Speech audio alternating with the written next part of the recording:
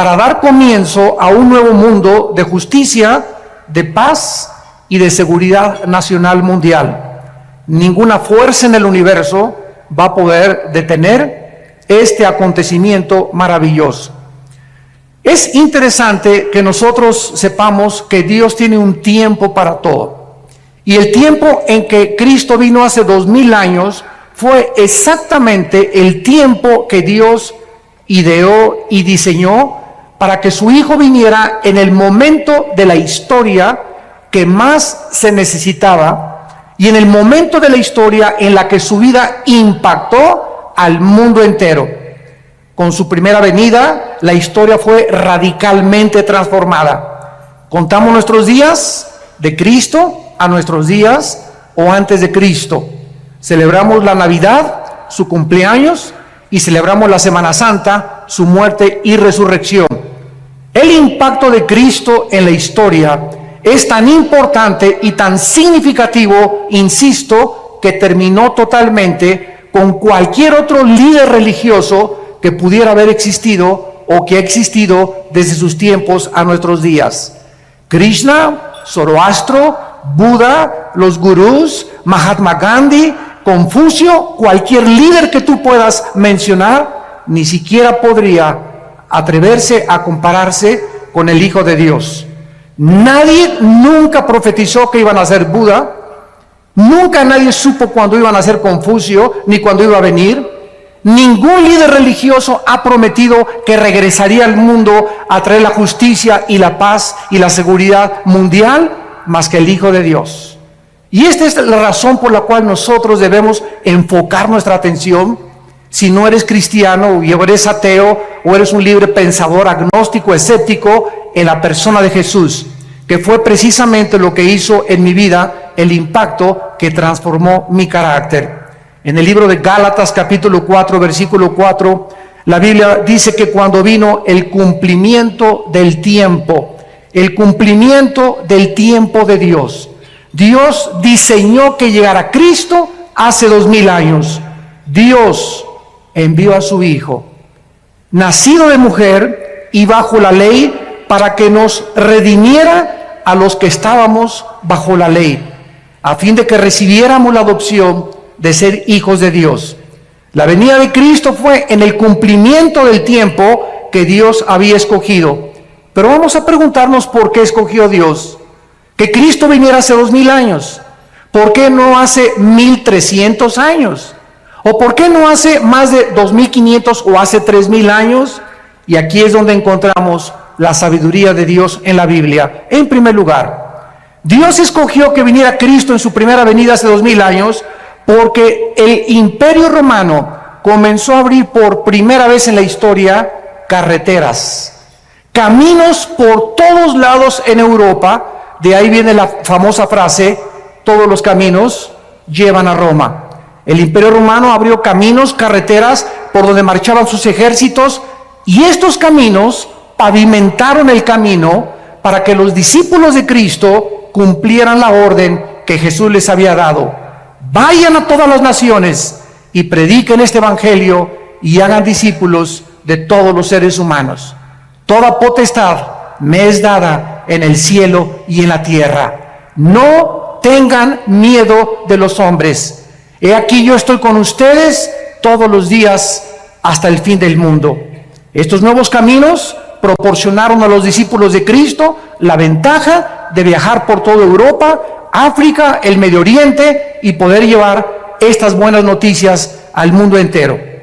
En segundo lugar, porque hace 2000 años existía la Pax Romana, que existió durante el tiempo de Cristo. Fue como un paréntesis de todas las guerras continuas que habían prevalecido anteriormente. Este factor también les benefició a los discípulos de Cristo para que fueran por todas las naciones sin ningún problema.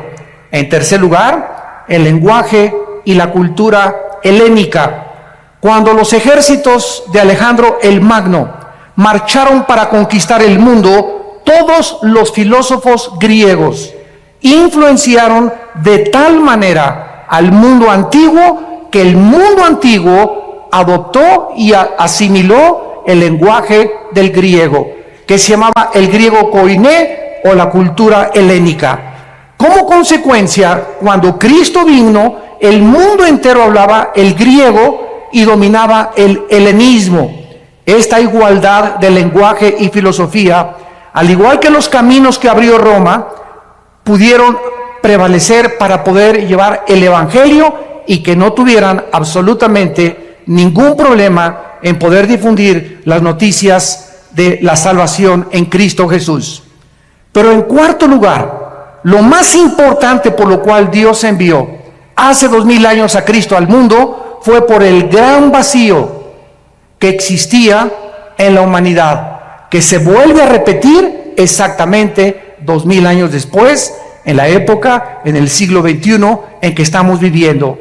Las diversas y los cientos de religiones que había en tiempos de Cristo, con los miles de dioses de los griegos paganos, no pudieron nunca satisfacer ni a poder llenar el hambre de la humanidad de aquellos tiempos. Además, la inmoralidad, el paganismo, la idolatría, la depravación sexual, las filosofías griegas no pudieron satisfacer las necesidades más profundas del alma humana. En su primer carta a los Corintios, el apóstol Pablo lo escribe de esta manera en el versículo 1, versículos 18 en adelante. Y Cristo se dirige a los griegos, a los filósofos, aquellos que nadie ha podido comparar en 2000 años, los que se la pasaban interpretando el mundo, mientras Jesús venía a cambiar el mundo. Y dice el apóstol Pablo, porque la palabra de la cruz es locura a los que se pierden. Los griegos decían, ¿cómo puede el Hijo de Dios dejarse matar? Nuestros dioses Zeus, nuestros dioses titanes y todos los grandes de la mitología griega son dioses poderosos. Un Dios nunca permitiría que mataran a su Hijo. Fue locura para los griegos, para la sabiduría humana, que Jesús muriera crucificado. Pero para los que se salvan, dice el apóstol Pablo, a nosotros es poder de Dios.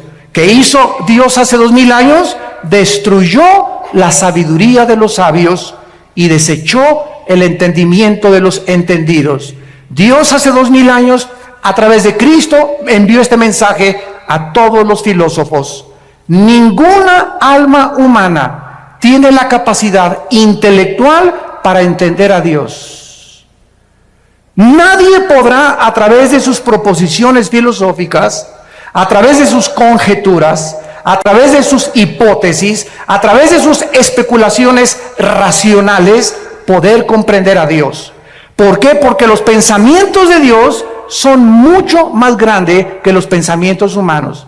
Y los caminos de Dios, la forma como Dios actúa, es mucho, mucho, mucho más grande y diferente a como nosotros creemos que Él debería de caminar. Entonces, para que podamos alcanzar los pensamientos de Dios a través de nuestro intelecto, jamás lo hubiéramos podido lograr. ¿Qué hizo Dios? Envió del cielo a su Hijo a este mundo. Y Cristo nos trajo a este mundo los pensamientos de su Padre. Nos dijo cómo era Dios. Nos dijo cómo hablaba Dios. Si tú quieres conocer a Dios, ve a Jesucristo. Si quieres saber cómo piensa Dios, estudia la vida de Cristo, porque Él es la imagen del Dios invisible, el primogénito de los muertos, el creador del universo. Dios pues nos habló a través de Cristo, y el apóstol Pablo entonces reta a los filósofos y les dice, ¿dónde están los sabios? ¿Dónde están los que todo lo alegan en la televisión y en el radio y en las películas? ¿No ha enloquecido Dios la sabiduría del mundo? La Biblia está diciéndote, tráeme a tu gallo Giro. ¿Quién es para ti el más sabio, la persona más inteligente, el filósofo más grande, tu héroe? Tráemelo, dice Dios, y ponlo aquí, y ponemos a Jesús a un lado. ¿En quién vas a pensar? ¿En Platón? ¿Sócrates? ¿Alejandro el Magno? ¿Oscar Wilde? ¿Zoroastro? ¿Buda? ¿Mahatma Gandhi? Piensa.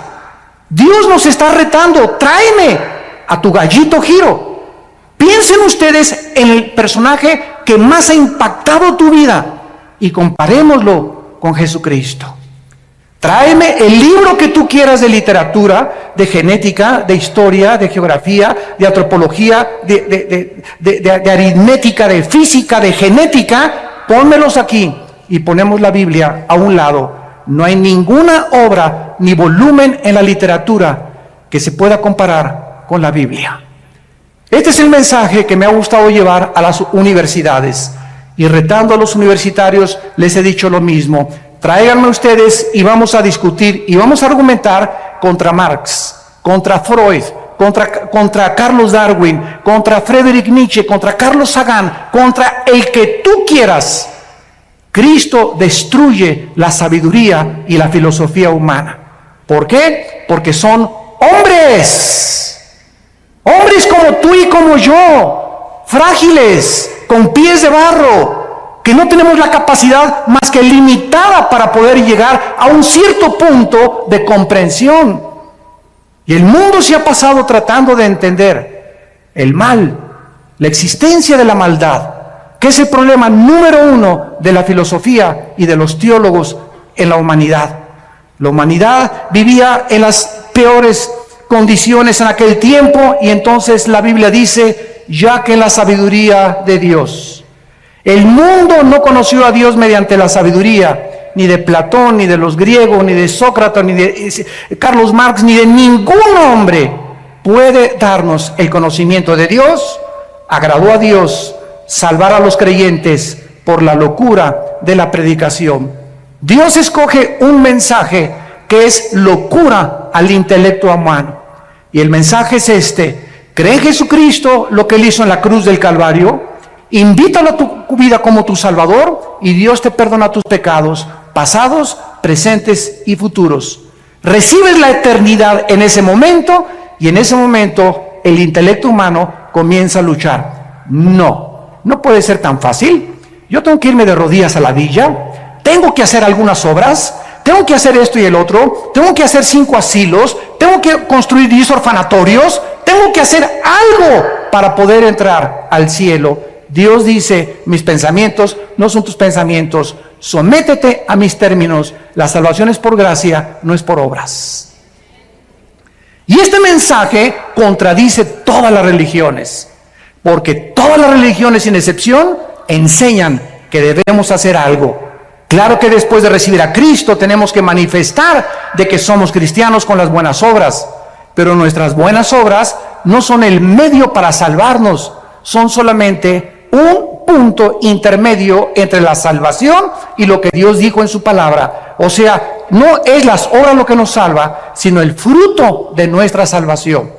No nos portamos bien para irnos al cielo, nos portamos bien porque tenemos a Cristo y lo tenemos que demostrar por la forma en que vivimos. Fue entonces, en este tiempo, que el Dios Todopoderoso, el Creador del universo, envió a su Hijo al mundo, se vistió de carne, de hueso y de sangre y nos trae este mensaje: de tal manera los ama mi Padre, de tal manera los ama Dios, que me ha enviado a mí al mundo a morir en una cruz por ustedes, para que cualquiera de ustedes que me escuche en este momento no se pierda, mas tenga la vida eterna. Mas Dios mi Padre muestra su amor a ustedes en que siendo pecadores yo voy a morir en tu lugar y en mi lugar en una cruz, para que toda la gloria de la salvación tuya y mi salvación no sea para ti, para que nadie llegue al cielo y le diga: Pedro, dame chance de entrar, por favor. Y Pedro te contesta: ¿y por qué te voy a dar chance de entrar? Es que hice 10 orfanatorios, 5 asilos, me fui a la villa de rodillas, fui una buena persona, fui fiel, etcétera, etcétera, y te va a dar una patada, Pedro, y te va a aventar hacia abajo. Porque nadie va a entrar al cielo por sus buenas obras, sino por la sangre derramada en una cruz. Este es el medio que Dios escogió para que chocara con el intelecto humano. Porque nosotros, insisto, buscamos que necesitamos hacer algo para poder ser aceptados por Dios. Las buenas noticias es que Dios ya lo hizo todo en una cruz. Y solo a ti y a mí nos corresponde creer y aceptar lo que Dios hizo en nuestro lugar en la cruz de Cristo. Mientras la humanidad se sigue sumergiendo más y más en la inmoralidad, donde se siguen aprobando los matrimonios gays, iglesias que están aceptando, ¿verdad?, homosexuales, en el paganismo, en la idolatría, en la corrupción, en la mentira, en el fraude, las tinieblas en el siglo XX se están haciendo cada vez más densas y más densas y más densas en el mundo, pero en la mayor parte de los cristianos existe la convicción, y lo sabemos por el espíritu que tenemos dentro, que está pronto el mundo a ser sacudido por los poderes sobrenaturales de Dios. Dios ha comenzado en primer lugar a permitir que los climas cambien. Ya no hay primavera, verano, otoño o invierno.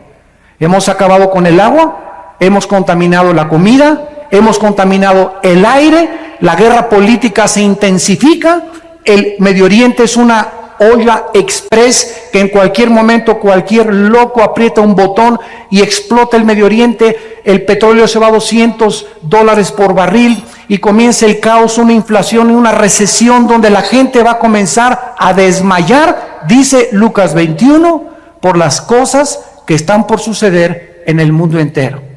Y en medio de estas tinieblas y de esta confusión existe la voz de aquel que dijo: mi paz les dejo, mi paz les doy. No tengan miedo. Mientras el mundo esté confundido, ustedes saben que yo soy el buen pastor, que di mi vida por ustedes y que nunca, nunca, nunca nada les va a faltar. Para nosotros el morir es ganancia. Lo peor que nos pudiera suceder es morir en un terremoto, en un tsunami, una erupción volcánica, un avionazo. De algo tenemos que morir. Y cuando muramos, seremos librados de este cuerpo corrupto y nuestra alma y nuestro espíritu será libre de esta prisión donde se encuentra actualmente y temporalmente, para estar en la presencia por todos los siglos de los siglos enfrente del Creador. Cristo en Mateo 24 explicó las señales antes de su venida. Porque vendrán muchos en mi nombre, versículo 5, diciendo: yo soy el Cristo, y a muchos engañarán. ¿Cuántas personas conoces hace 2000 años a nuestros días que han dicho: yo soy el Cristo?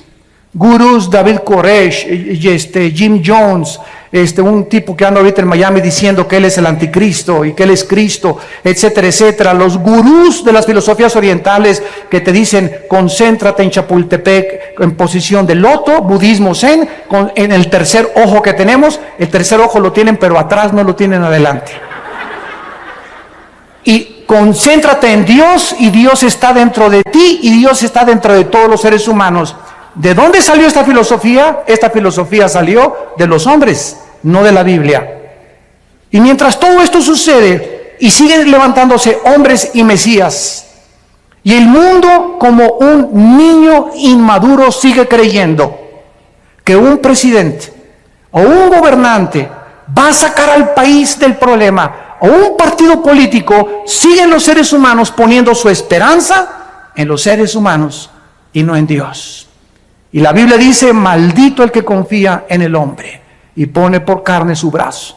Bendito aquel que confía en Dios, porque será como árbol plantado junto a corrientes de agua, que da su fruto a su tiempo y su hoja no cae, y todo lo que haga prosperará. Nuestra confianza está en Dios. Nuestra confianza y esperanza no está en ningún político, en ningún partido, en ningún sistema político, ni socialista, ni comunista, ni democrático. Ningún sistema es perfecto, ningún estadista es perfecto, solo Jesucristo fue perfecto. Así que si tú tienes tu confianza en Dios y en Jesucristo, podrás mantenerte en un fundamento inconmovible, que es la roca, que es Jesús. Mateo 24 dice Jesucristo: van a oír de guerras y rumores de guerras. Miren que no se turben, porque es necesario que esto acontezca, pero aún no es el fin. 1914, Primera Guerra Mundial de la historia. 1939, Segunda Guerra Mundial de la historia. De 1945 a nuestros días, 445 revoluciones, más de 370 golpes de Estado, más de 15 de cuantos genocidios. El siglo XX es el siglo donde más sangre se ha derramado, donde más guerras, donde más genocidios, José Stalin, Adolfo Hitler, Idi Amin, Lao Tse-tung, Mao Tse, y todos ellos, ¿verdad? Millones de personas mataron, pero al mismo tiempo e irónicamente, el siglo XX se caracterizó por ser el siglo donde más alta tecnología alcanzó el ser humano y donde más descubrimientos científicos se han logrado en toda la historia de la humanidad. Qué ironía que mientras el ser humano evoluciona en ciencia y en tecnología, se hunde en contrario en su moral. Cada vez se deprava más, cada vez hay más pastillas tranquilizantes, cada vez hay más confusión, porque el ser humano no fue nacido para él solucionar los problemas mundiales. Para eso tenemos a un Dios que dio su vida por nosotros en una cruz. Dice Cristo, iban a haber pestes. Te sonó la campana, ¿verdad?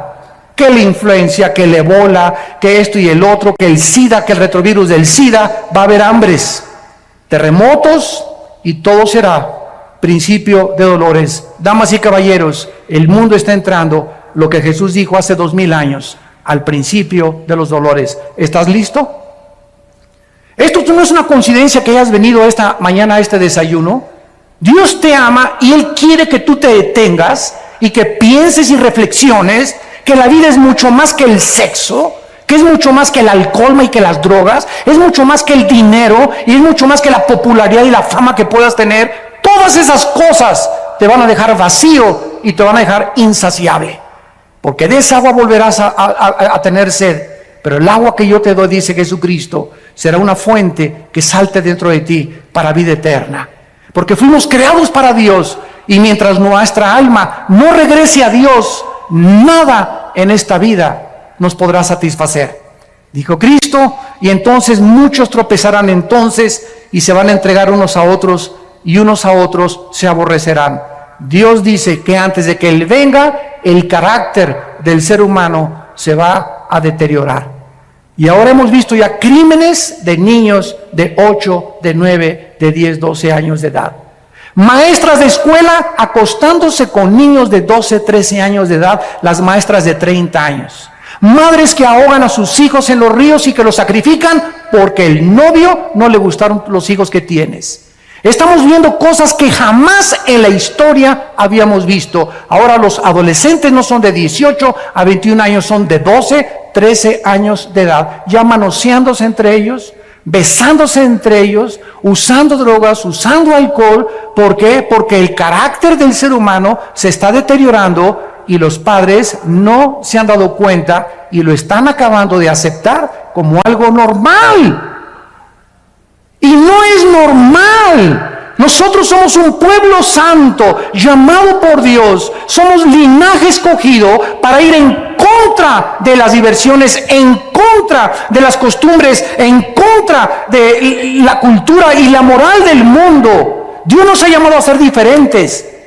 Y en esta diferencia estriba precisamente si tú eres santo o perteneces solamente a una iglesia porque te bautizaron o porque tus padres te heredaron la religión.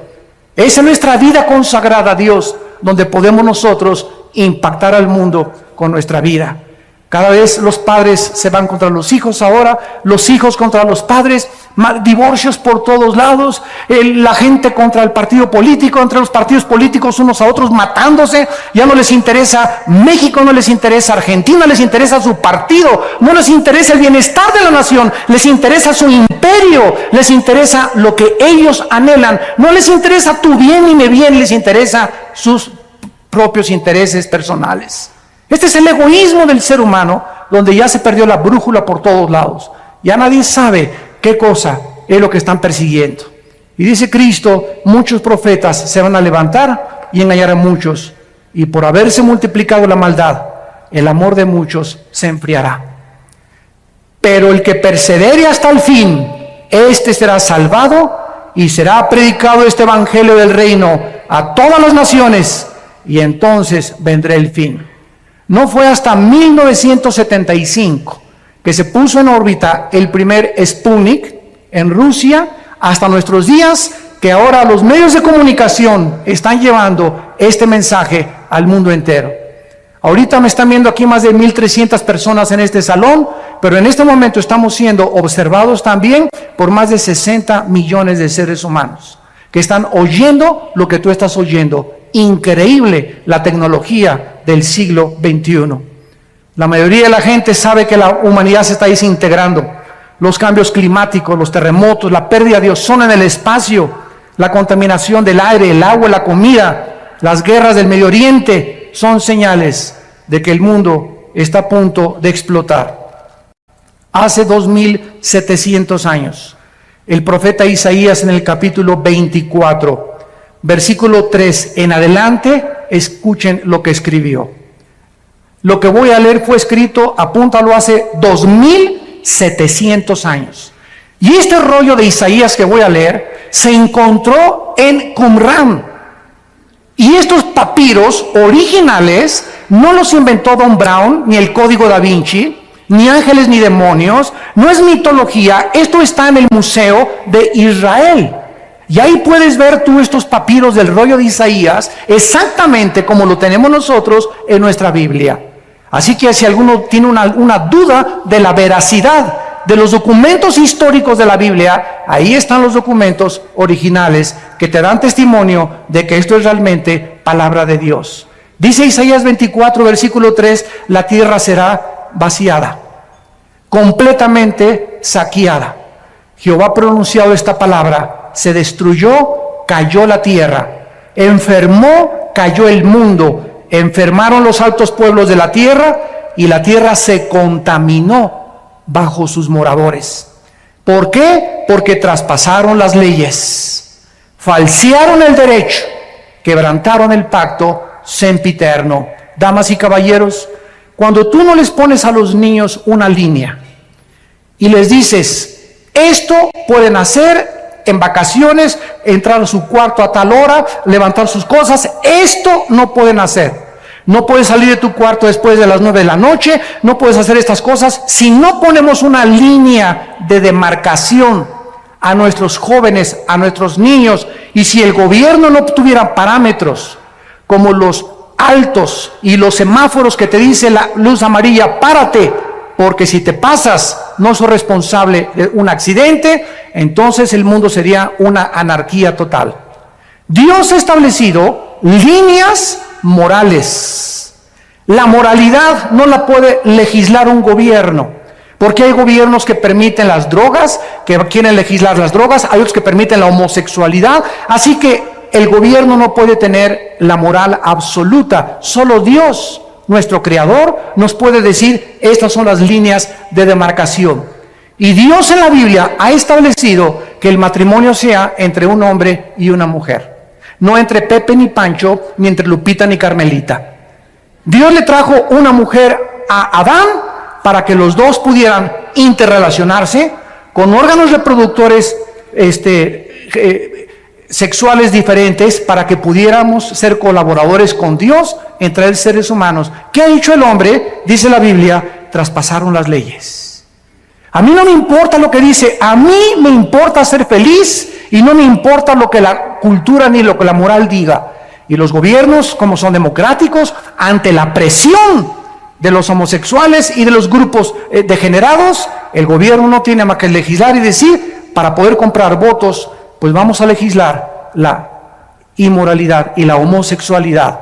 Hemos llegado a un punto donde hemos falseado el derecho, hemos quebrantado el pacto con Dios. Nos estamos, escúchenme muy bien, la humanidad nos estamos convirtiendo en animales. En animales. Donde te matan, donde te secuestran, donde creen que el otro día vi un anuncio que decía, no a la pena de muerte porque nos convierte en asesinos. El partido que escribió eso no tiene el mínimo conocimiento de lo que significa la retribución y no la venganza. Cuando un gobierno ejecuta la pena de muerte, no está asesinando, porque Dios le dio la prerrogativa al gobierno de ejercer la pena capital, porque de acuerdo a Dios, escúchenme, señores políticos, de acuerdo a Dios hay seres humanos que han perdido el derecho de seguir vivos, que se han convertido en animales y que son lobos rapaces buscando a tus hijos para secuestrarlos, destruir tu familia, destruir la sociedad, causar temor, y esas personas, de acuerdo a Dios, han perdido el derecho de vivir. Porque es preferible que uno muera y que no secuestren a 50 y que paguen por uno solo.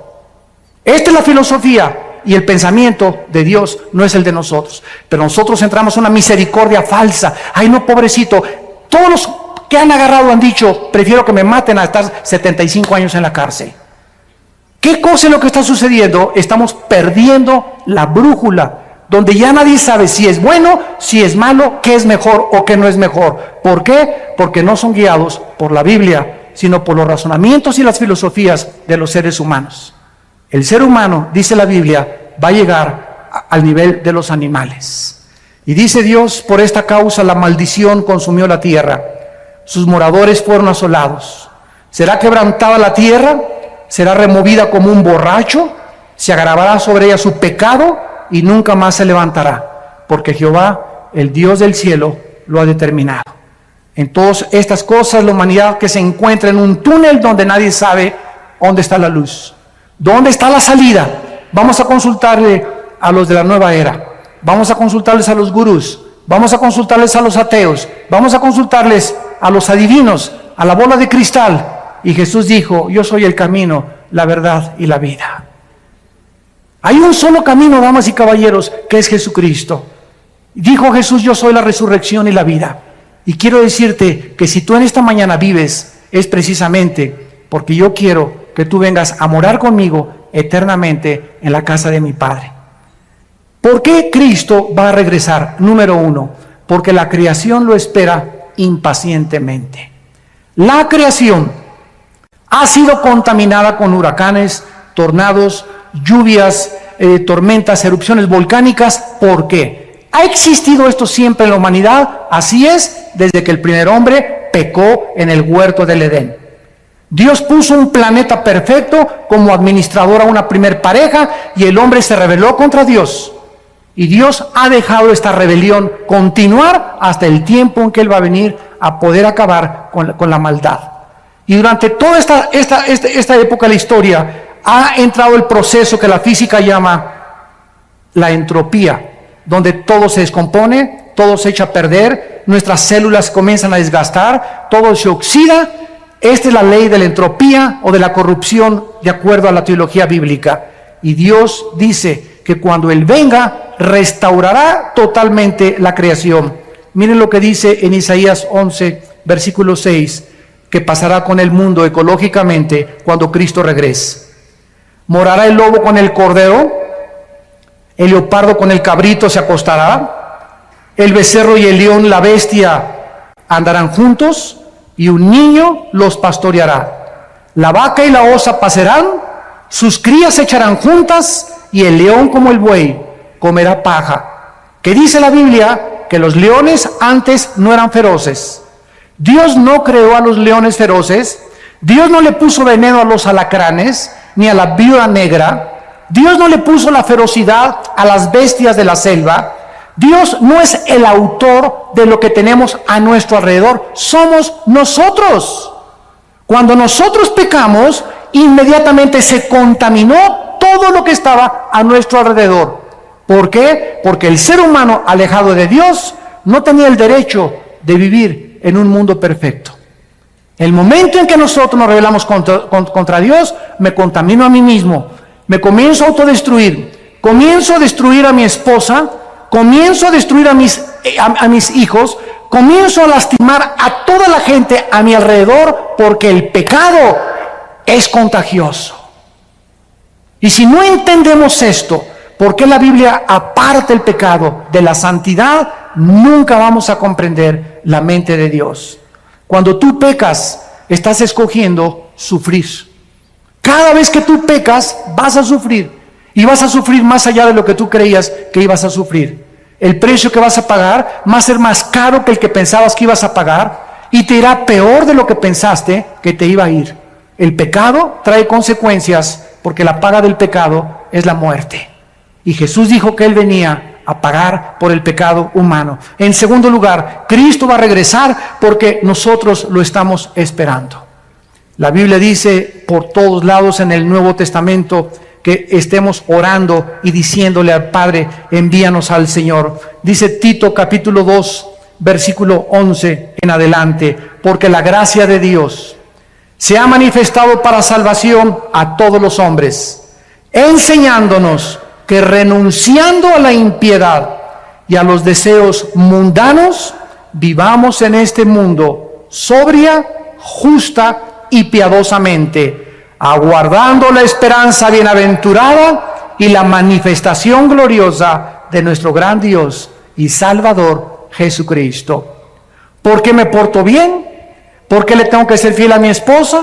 ¿Por qué no quiero robar? ¿Por qué no quiero transar? ¿Por qué no quiero defraudar? ¿Por qué no quiero ver pornografía? Simplemente porque el que tiene esta esperanza se purifica a sí mismo. Si tú realmente crees que Cristo va a venir, tu vida tiene una perspectiva diferente a cómo vas a vivir. Porque si viene hoy en la tarde o viene la próxima media hora o hoy en la noche, tú vas a ser presentado y yo también, y no habrá nunca otra oportunidad para recuperar el tiempo que pudimos haber vivido en santidad. Por eso, amados santos, estar firmes y constantes, sabiendo que la obra en el Señor no es en vano. La Biblia dice que nosotros le esperamos, y yo te pregunto, ¿y tú a quién estás esperando? ¿Cuál es tu propósito para vivir? ¿Qué significado estás esperando que te dé lo que alcanzas en tu vida? Pregúntale a la gente, ¿qué es lo que tú esperas de la vida? Ser famoso, ser modelo, ser artista, ser cantante, y después, ¿qué vas a hacer?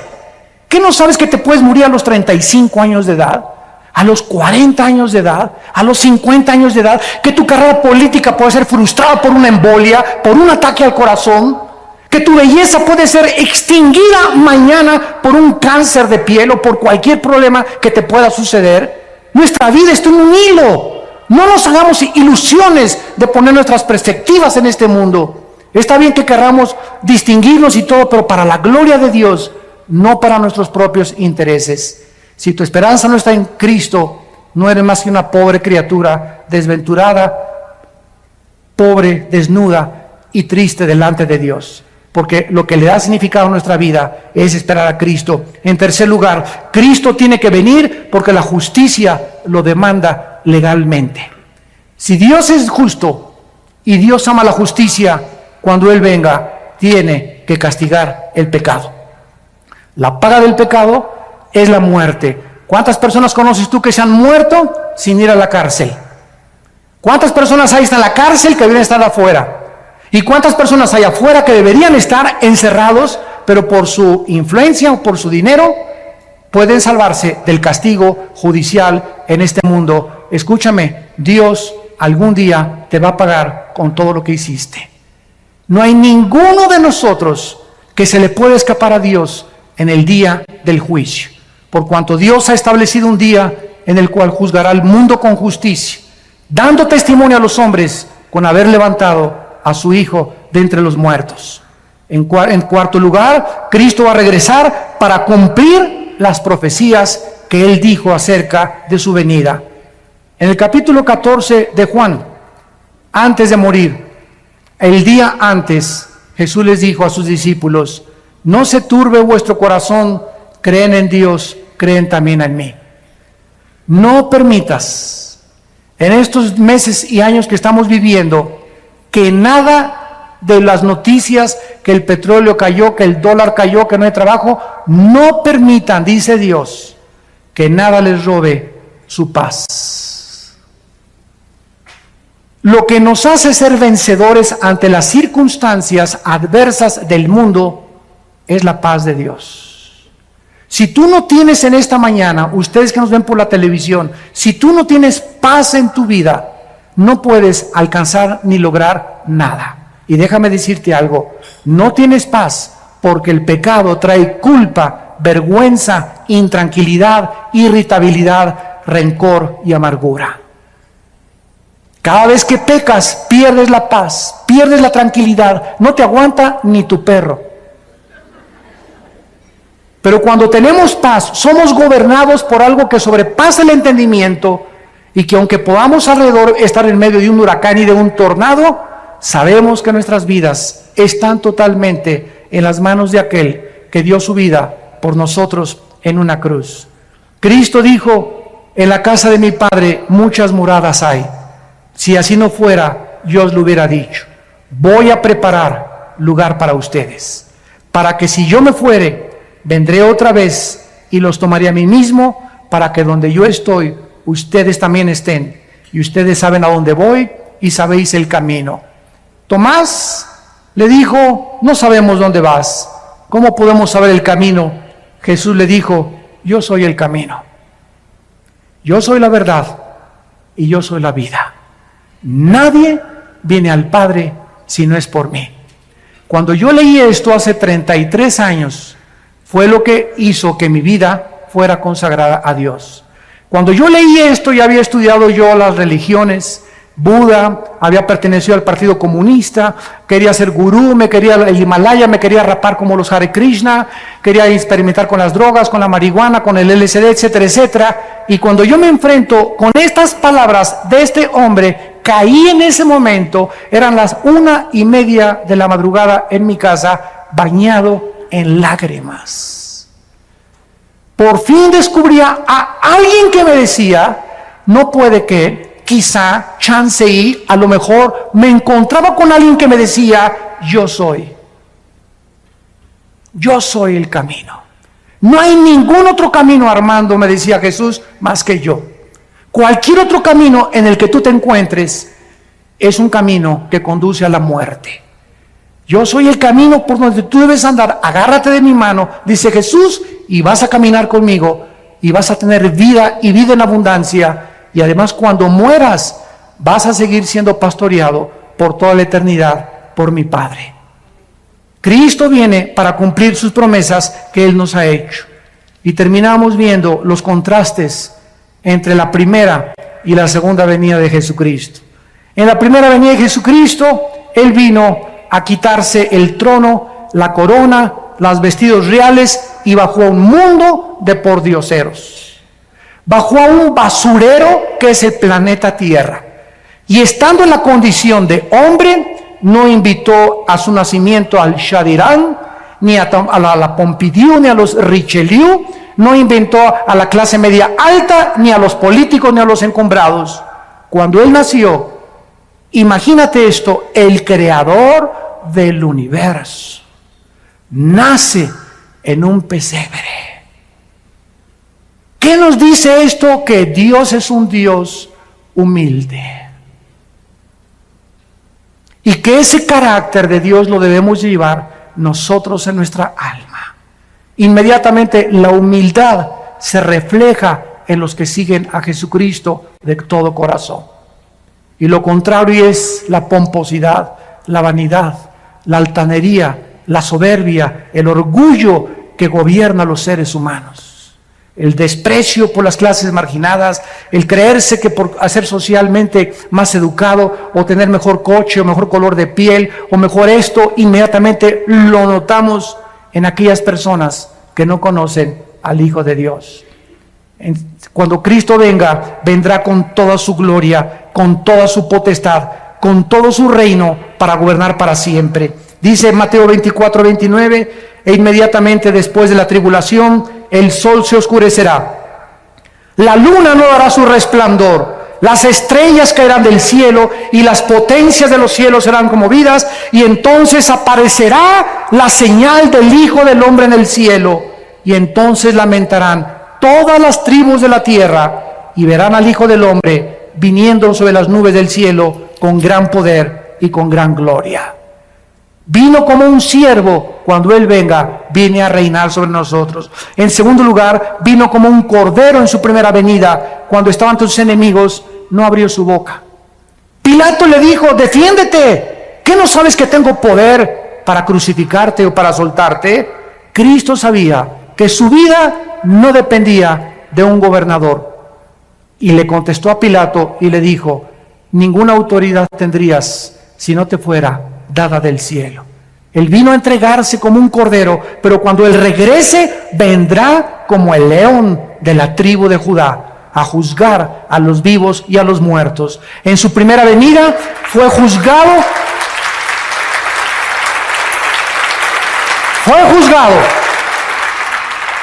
En su primera venida con el juicio más injusto dentro de la misma jurisprudencia y de las leyes del derecho romano y del derecho griego y de todos los que han estudiado. Es el juicio más injusto que un hombre ha padecido, el haber sido juzgado como lo fue Jesucristo. En su segunda venida Él vendrá como el juez de toda la humanidad. En primera venida el mundo lo juzgó y dijeron: crucifíquenle, crucifíquenle. Cuando Él venga en su segunda venida, en estos días o en estos meses o en los próximos años, viene a juzgar a todos aquellos que se burlaron de Él. Y en cuarto lugar, cuando Él vino, nació en un pesebre. Creció como un humilde carpintero y entró a Jerusalén en un burrito. No como los centuriones romanos montados en caballos blancos y con una diadema de hojas de olivo. Él entró en un burrito a Jerusalén lleno de lágrimas, diciéndole al mundo: ustedes deben arrepentirse de sus pecados.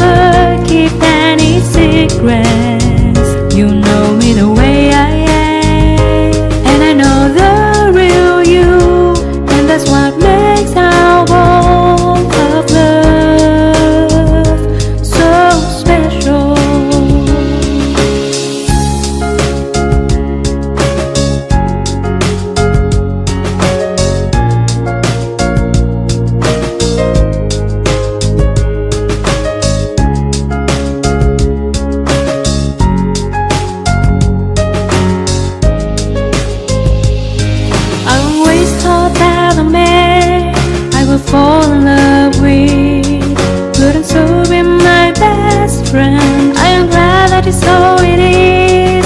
I am glad that it's so it is. You are my dearest friend, with whom I have never keep any secrets. You know me the way I am, and I know the real you, and that's what makes our walk of love so special. You are my dearest friend, with whom I have never keep any. Pero cuando Él venga por segunda vez, vendrá en un caballo blanco y seguido de millones y millones de ángeles y de santos que vendremos con Él. Y dice Apocalipsis 19: entonces vi el cielo abierto, versículo 11, y un caballo blanco, y el que lo montaba se llama Fiel y Verdadero, con justicia juzga y pelea. Sus ojos eran como llama de fuego, había en su cabeza muchas diademas y tenía un nombre escrito que ninguno conocía sino él mismo. Estaba vestido de una ropa teñida en sangre y su nombre es el Verbo de Dios. Y los ejércitos celestiales, vestidos de lino finísimo, blanco y limpio, le seguían en caballos blancos. De su boca sale una espada aguda para herir a las naciones, y él las regirá con vara de hierro, y él pisa el lagar del vino del furor de la ira del Dios Todopoderoso. Y en su vestidura y en su muslo tiene escrito este nombre: Rey de Reyes y Señor de Señores. Ven, Jesús, ven. Viene a triunfar, viene a traer justicia, viene por nosotros, viene a recompensarte. Y dice la Biblia finalmente en el capítulo 11 de Apocalipsis: y entonces los ancianos en el cielo se postraron y dijeron: Señor, te damos las gracias por el que eres y el que eras y que has de venir, porque has tomado tu poder y has reinado. Y se airaron las naciones, y tu ira ha venido, y el tiempo de juzgar a los muertos y de darle el galardón a tus siervos, los profetas, a los santos y a los que temen tu nombre, pequeños y grandes, y destruir a los que destruyen la tierra. El Señor Jesucristo viene a juzgarte. Y si tú recibes a Cristo en esta mañana, Él ya no viene como tu juez, Él vendrá como tu Salvador. Él vendrá como tu Redentor. Vendrá por ti y por mí para llevarnos con Él, para que los siglos venideros, que solamente pasamos por esta tierra temporalmente, podamos reinar por toda la eternidad con aquel que dice: he aquí yo soy el primero y yo soy el último. Yo soy el Alfa y yo soy el Omega.